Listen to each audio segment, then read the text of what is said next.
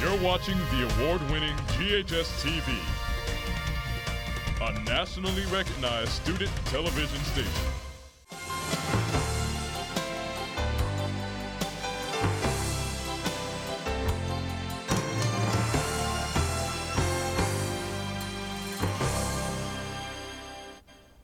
Welcome to Let's Talk Business. My name is Kelly Bolton, and thank you for tuning in as we have the distinct pleasure of hosting our community's foremost leaders, entrepreneurs, and civic heroes. It was a lifetime ago, but I was once a cheerleader, and I have been amazed at how the sport has grown on such a national and even international stage over the years. I'm thrilled to have a very special guest with us today, representing Varsity Spirit, that is at the leading edge of this now global industry. So please join me as I welcome Bill Seelly, President of Varsity Spirit. So yes, I was Kelly. Once a cheerleader. Yeah. I should have brought my uniform. It is about Still have this. it? Oh, I do. It's about this big. It's amazing that I once fit in it, and it's kind of amazing. I look back, and when I was thinking about you being on the show, I thought, I can't believe I flipped off the top of that pyramid. Yeah, But yeah. I was young and stupid. I think they use spotters nowadays. Yeah, they do. Yeah, I a lot has just changed a since lot the has 80s. changed. I Yeah, just can jumped assure and you. hope I hit the ground on 2 feet. So, tell me a little bit about Varsity Spirit. So Varsity Spirit Station here, we started in 1974. Jeff Webb is our founder. He actually started with a company called NCA, National Cheerleaders Association, which was based down in Dallas, still is to this day. And came up with the kind of concept of really infusing athleticism that you see in cheerleading today. You know, back then in the 70s, you know, it was the longer skirts, the saddle shoes, the sweaters. Was kind of the gear, and there wasn't much athleticism in the activity. And Jeff really brought the partner stunts, the pyramids, the gymnastics that are incorporated into what you see now as modern day cheerleading. And so he brought that to Lawrence Herkimer at the time, who was the president of NCA. And he didn't want to change anything. Right. And so Jeff was going off to law school.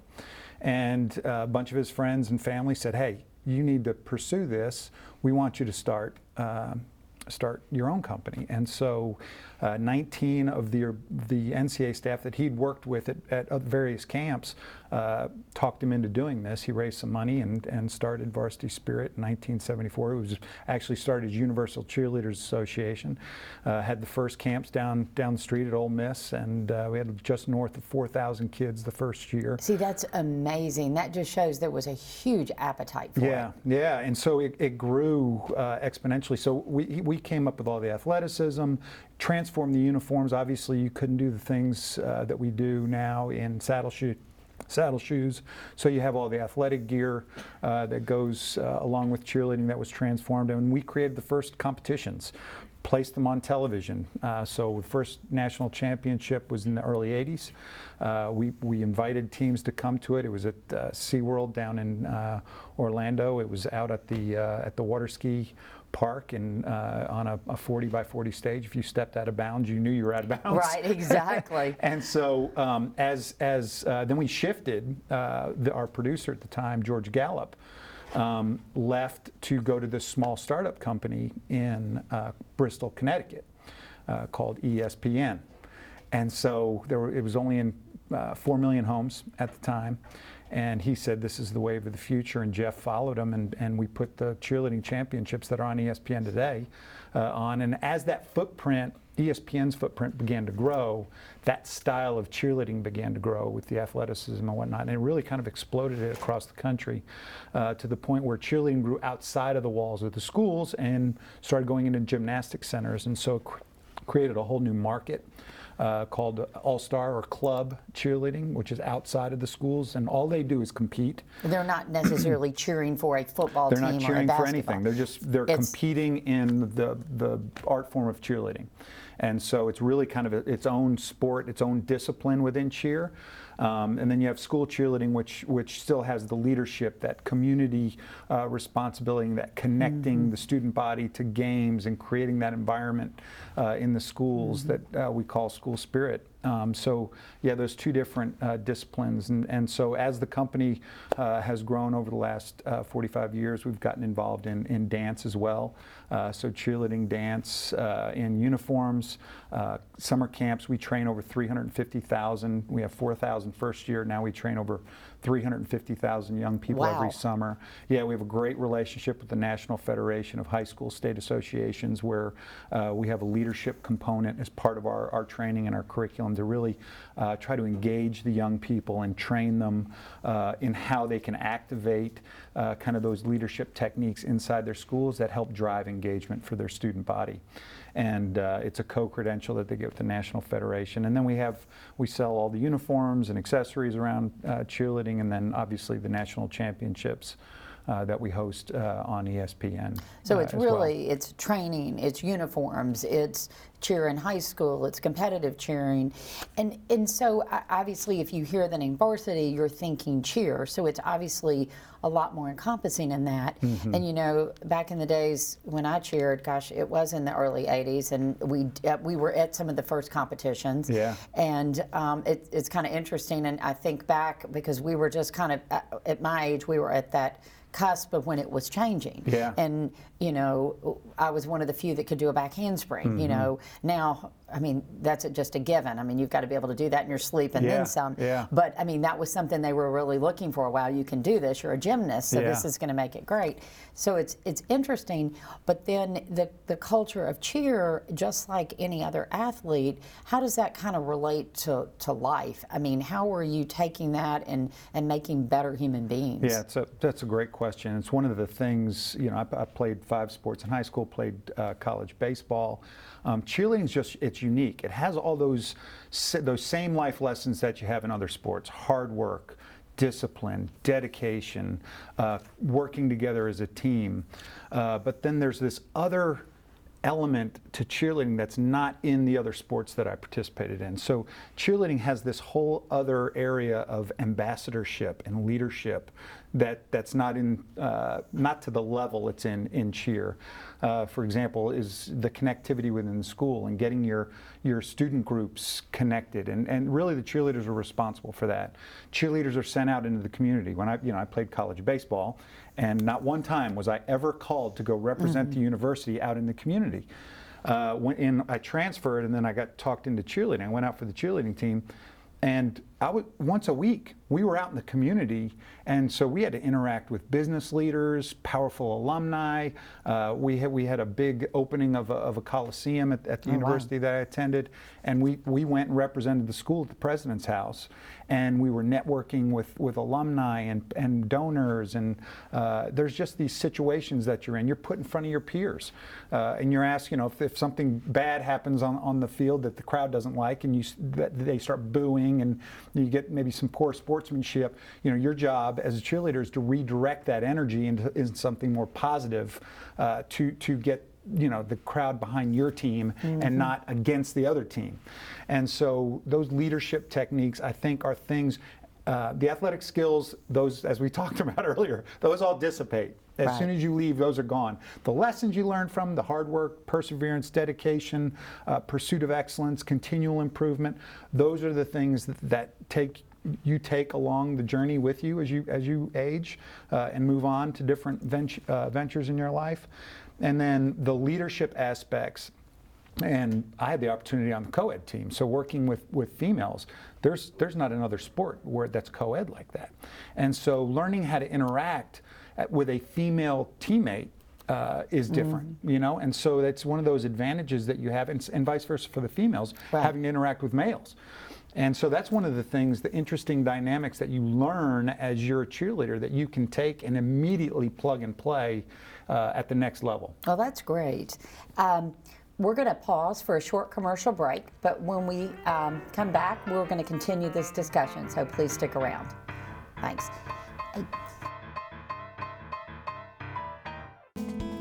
Art is really an expression of the self.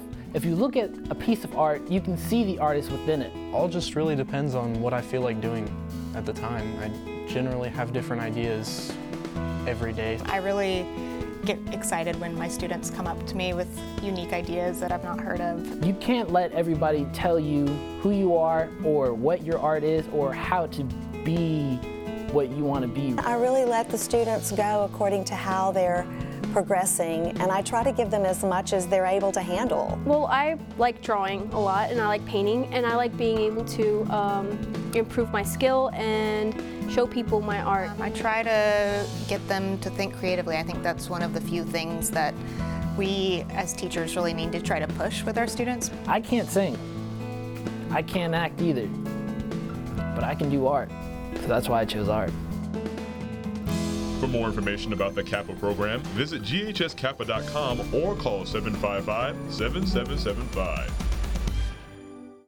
You're watching the award-winning GHS-TV, a nationally recognized student television station. Welcome back to Let's Talk Business. If you're just tuning in, I'm Kelly Bolton, and today we've been discussing how Varsity Spirit is a driving force in the cheer and the dance movement. So with us to explore this important subject is Bill Seelly. He's president of Varsity Spirit. So Bill, I know we were talking about some of the benefits of cheer, and varsity is more than just cheer. Yeah. We were talking during the break, you're now into band. Tell me what's going on in the band movement. So, you know, our whole mission is about elevating the student experience. And so we train our cheerleaders and dancers when they come to camp how to activate and create kind of a sense of engagement inside their schools.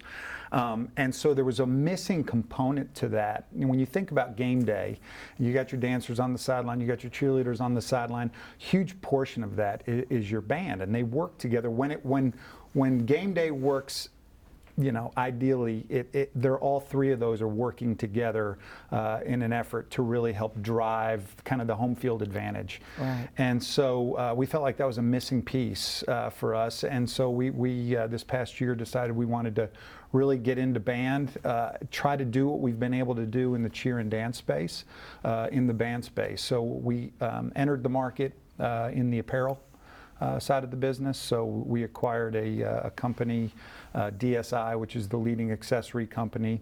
They're based up in Ligonier, Indiana. And then we acquired a uniform company, Stanberry Uniforms. Great, rich tradition, 100 years tradition in the band uniform space. They're stationed up in Brookfield, Missouri. And then SA Feather, which is the plumes. They're the feathers on the on the hats. We acquired them because we want to be a total service provider to the activity, which is what we've been able to do in cheerleading and dance.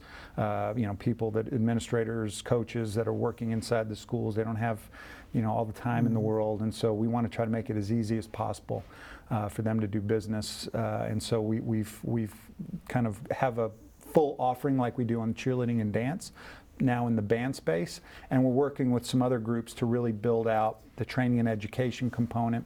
We have a coaches education program we came up with. We partner with the National Federation on for band. They're a little bit behind in that space, so we're helping them kind of create some curriculum around training their band directors. And then we're working on some events and creating events to help, again, drive engagement in the schools, really hold the band members up for the unbelievable young people that they are. Yeah, that's really interesting because it's just a logical progression from where you were, because it kind of just is a total support system to the athletic mission, which recognizing that they're athletes in and of themselves. Whether you're band, I mean, I'm sorry, to carry one of those trombones around, some of those equipment, you got to be strong. So there's athleticism there, as well as obviously a lot of musical talent, and to take that whole concept and use it to support the athletic mission of the school is really interesting. So if you're doing these acquisitions, obviously you have to have capital to do it. Sure. Tell me a little bit about your corporate structure, your private, you know, how you're structured, and then I want to talk about if there's ways for people to invest in it, because it's obviously growing. So we have Bain Capital is our private equity firm, and we just went through a transaction this past August, so actually a year ago, August of 18. It started with Herff Jones acquired Varsity Spirit I guess it was about 6 or 7 years ago. Herff Jones is everything student achievement, so caps and gowns, class rings, diplomas, and yearbooks. And so when we had our meeting up there, what we felt like there was a need in the schools was really being a partner in driving student engagement. And so we had the achievement brand in Herff Jones, and then we had the spirit brand in Varsity Spirit, but we were missing one of the biggest components, the sports brand. So we acquired BSN, which is based down in Dallas. So together, those 3 business units, and BSN they're the largest sporting goods provider for team sports in the United States. And so those 3 together form Varsity Brands. And our CEO is Adam Blumenfeld, the former president for BSN. He took over from our founder, the founder of Varsity Brands, Jeff Webb. And so he's been our CEO for the last 2 years.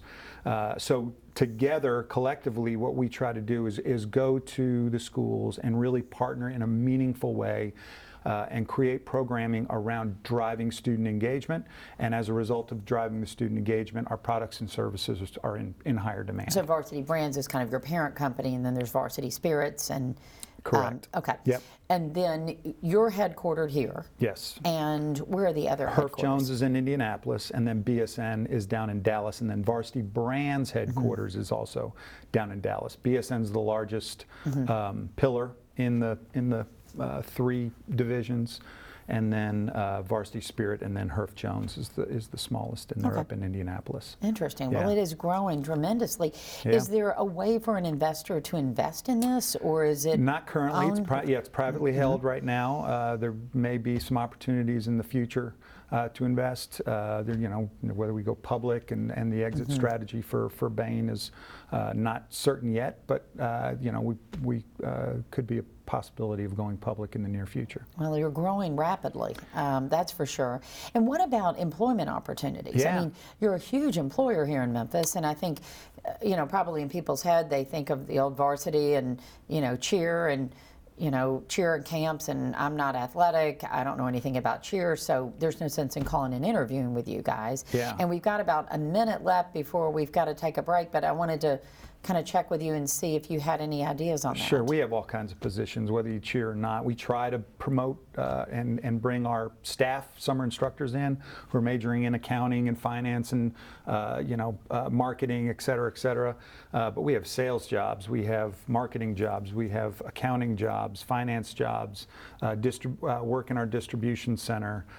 So you don't have to have a cheerleading or dance background to get a job with the company, but like I said, we've got positions that open not all the time because people like working there, but because you have great spirit, become right? available. Yeah, we do. We have an incredible culture. Another thing that our founder kind of bestowed to us, and we've been very diligent in making sure that we keep that culture strong. Well, that's wonderful. That's wonderful. It's time for a break, but when we return, we're going to finish our discussion, so please stay tuned.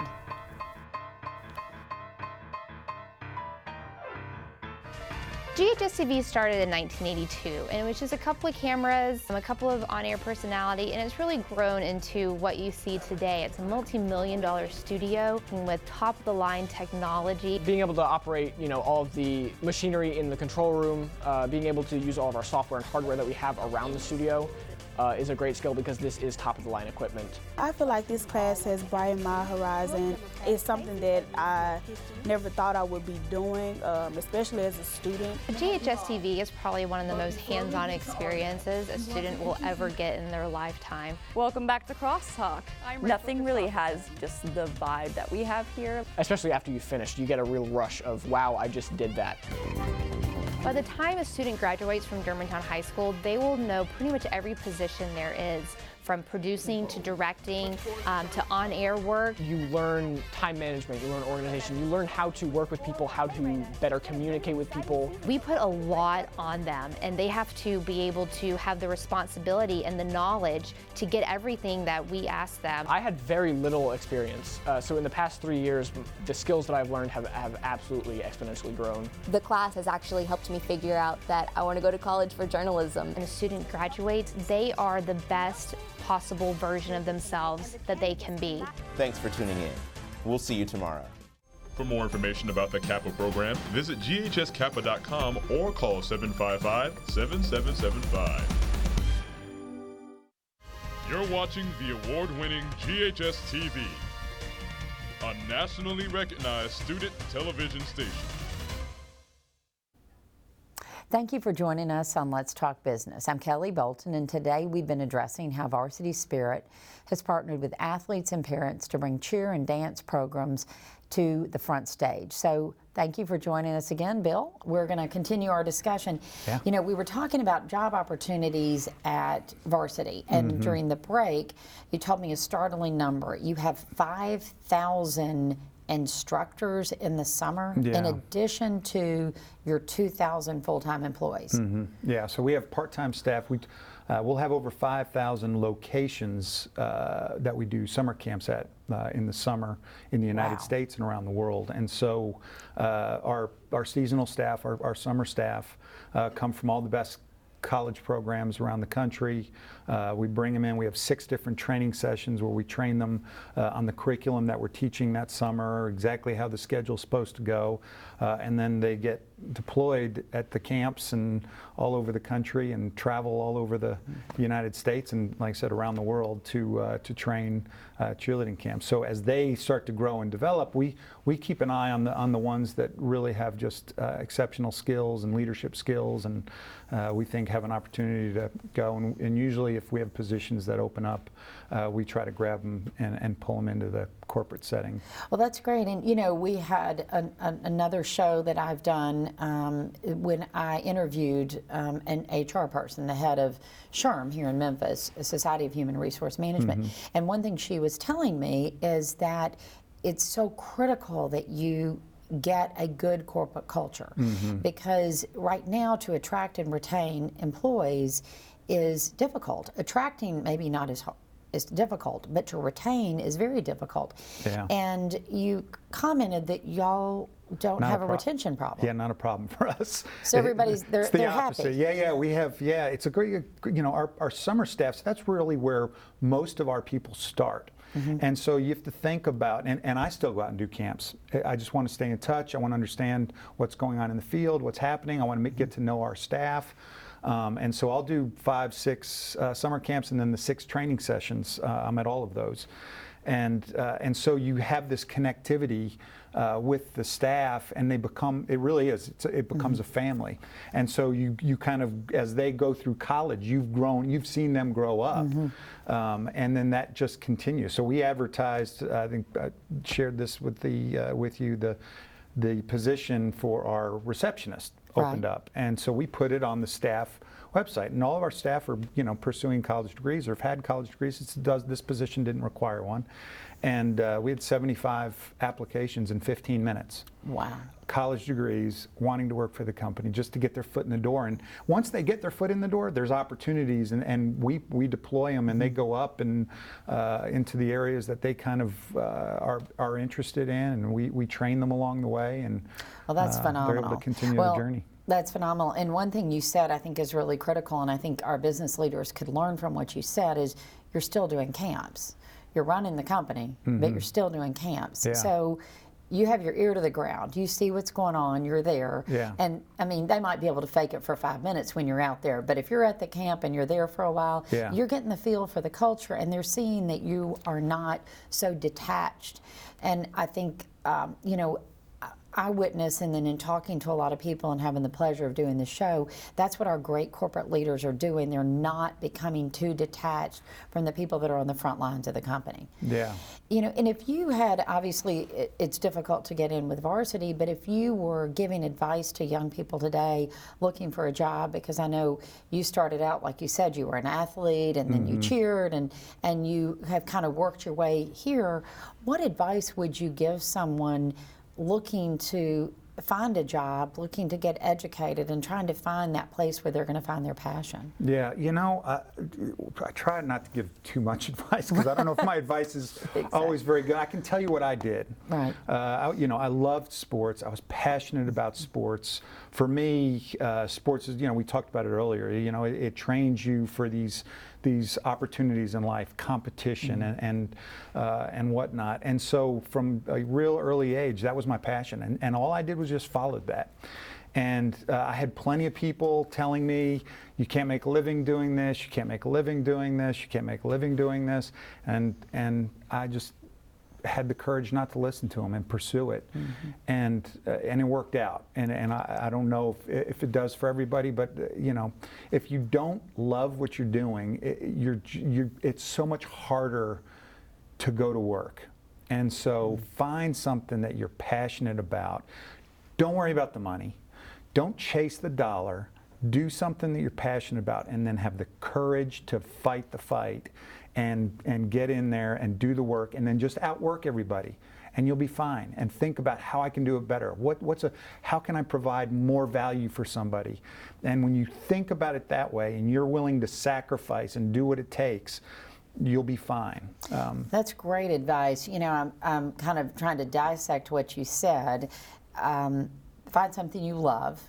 And that has always been a belief of mine. I mean, I love what I do, so I don't think of it as work. I mean, I've been doing the same job for 32 years and literally was in the same building till a few months ago. That's right. So, you know, but there wasn't a day I got up and thought, I can't believe I've got to do this today. I just love what I do, so I followed my passion, and it's been a fortunate thing for me. It's been great, and I get to meet wonderful people. Yeah.